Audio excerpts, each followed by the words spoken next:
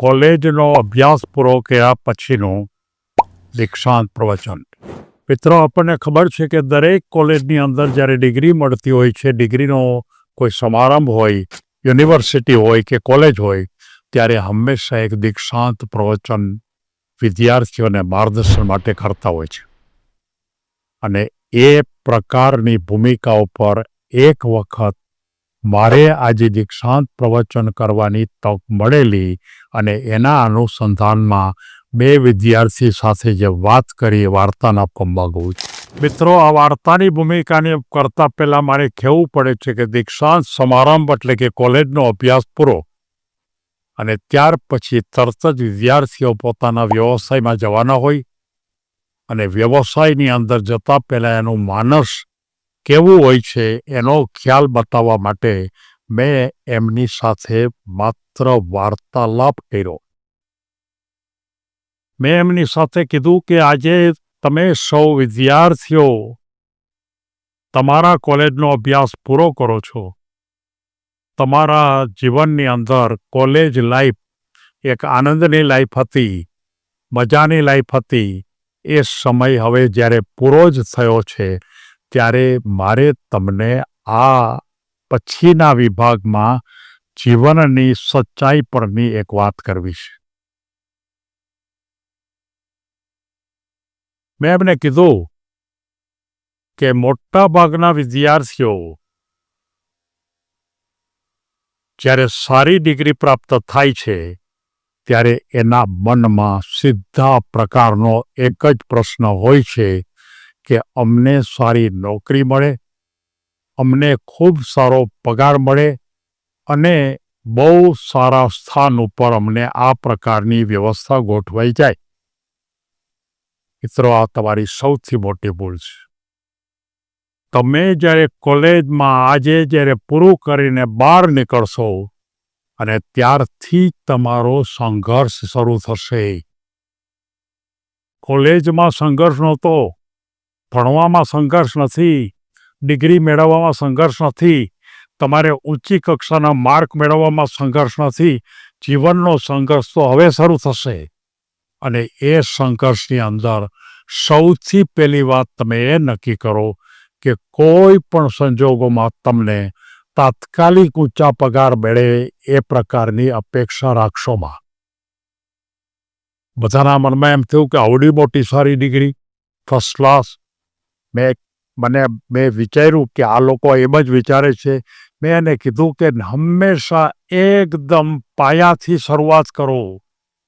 એકદમ કામની શરૂઆત પાયાથી કરો.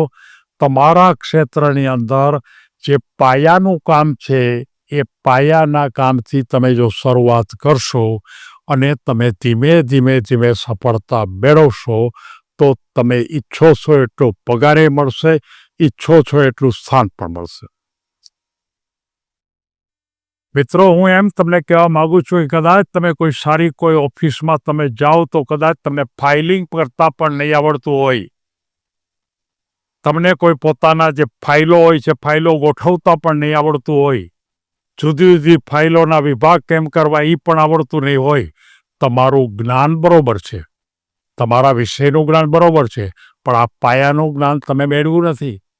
તો પાયાના જ્ઞાન માટે સૌથી પહેલાં પ્રયત્ન કરો અને એ વખતે તમારું કામ એક સામાન્ય અણપઢ માણસ હોય એ પ્રકારનું કામ છે.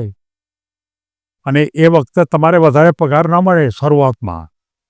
અને પછી તમે એટલા કાર્ય કર્યા પછી તમે તમારા જે વિભાગો છે, જેટલા વિભાગો, એ દરેક વિભાગની અંદર કેટલું કામ થાય છે એની જાણકારી મેળવો. તમને તો અમુક જ કામ સોંપવામાં આવશે, પણ તમારા ડિપાર્ટમેન્ટના તમારા કામની ભૂમિકા ઉપર જુદા જુદા વિભાગમાં જે કામ કરે છે એની સાથે વાર્તાલાપ કરો. બનવા જોગ છે કે તમારે એકને બદલે બીજા ડિપાર્ટમેન્ટમાં જવું પડે. તો એ રીતે ત્રીજી બાબત એ છે કે તમારા દરેક ક્ષેત્ર ઉપરનું જ્ઞાન પણ પ્રાપ્ત કરવું પડે. અને એક બહુ મહત્વની વાત કે જે મોટા ભાગના યુવાનો આજે એનાથી દૂર છે. તમને કેટલો પગાર મળે છે અને આ જે પગાર મળે છે એ પગાર માટે કેટલું કામ કરવું જોઈએ એ તો તમને આપ્યું જ હોય. પણ હું તમને એમ કહું છું કે તમારે જો આગળ ઉપર જવું હોય તો તમને જે કામ આપ્યું છે, જેટલો પગાર આપ્યો છે એના કરતાં સવાયું કામ કરો. Extra mile. કોઈ પણ માણસ પોતાની જે જવાબદારી છે, પોતાને જે પગાર આપે છે એના કરતાં જો ત્યાં સવાયું કામ કરે, એના કરતાં વધારે કામ કરે તો એના જીવનની અંદર એકદમ મોટો હાઈવે ખુલે છે આગળ વધવાનો. તો જો જેને મેં તમને એમ કીધું એક્સ્ટ્રા માઇલ, આપણે પહેલાં જે ગુજરાતમાં જે એકાઉન્ટ લખતા અને ચોપડા લખતા ને ત્યારે એના ઉપર શ્રી સવ્વા લખતા.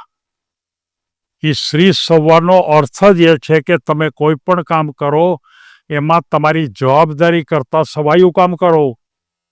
અને તમે વિચાર કરો કે જો આજથી જ સવાયું કામ શરૂ થયું પહેલા જ વખતથી, તો તમે જીવનમાં એ જ રસ્તો, જે ઊંચાઈ ઉપર પહોંચો એ ઊંચાઈ ઉપર વધારે સવાયું, એનાથી વધારે ઊંચાઈ પહોંચો જ્યાં સવાયું, એમ કરતાં કરતાં તમે ટોચ ઉપર પહોંચી જશો.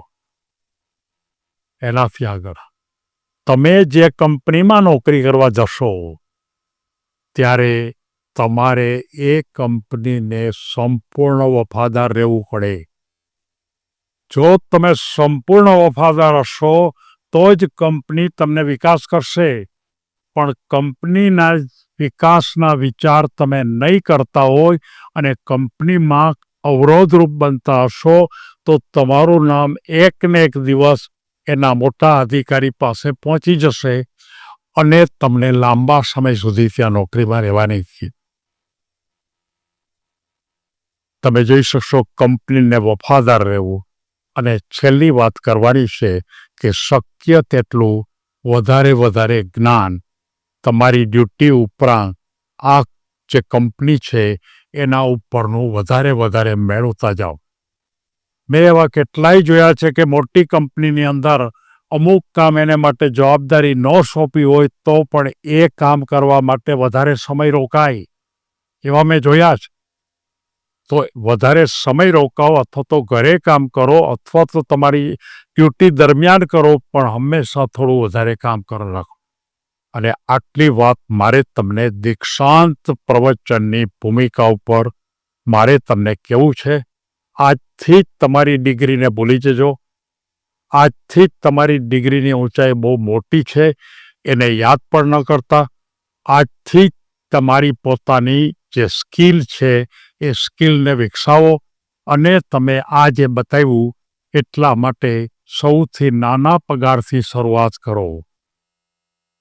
આગળ વધવા માટે પાયાના બધા જ કામ કરી નાખો. રૂમ સાફ કરવાનો હોય તો પણ કરી નાખો, એ પાયાનું કામ કહેવાય. તમારા તમામ ક્ષેત્રનું જ્ઞાન મેળવો, કંપનીને વફાદાર રહ્યો અને તમારી જવાબદારી કરતાં સવાયું કામ કરો અને નવું જ્ઞાન પ્રાપ્ત કરી લો. આટલાથી પૂરતું નહીં થાય. આ તો માત્ર શરૂઆત છે. અને પછી તમે જ્યારે કામની શરૂઆત કરશો ત્યારે આપોઆપ તમને વધારે ખ્યાલ આવશે. આટલી પાયાની વાતો તમે આજે જો સમજશો તો ભવિષ્યમાં જાતા વેત ઘરે તમે આ બધા મુદ્દા લખી રાખજો અને પછી તમે જીવનમાં આગળ વધી. સૌને ધન્યવાદ.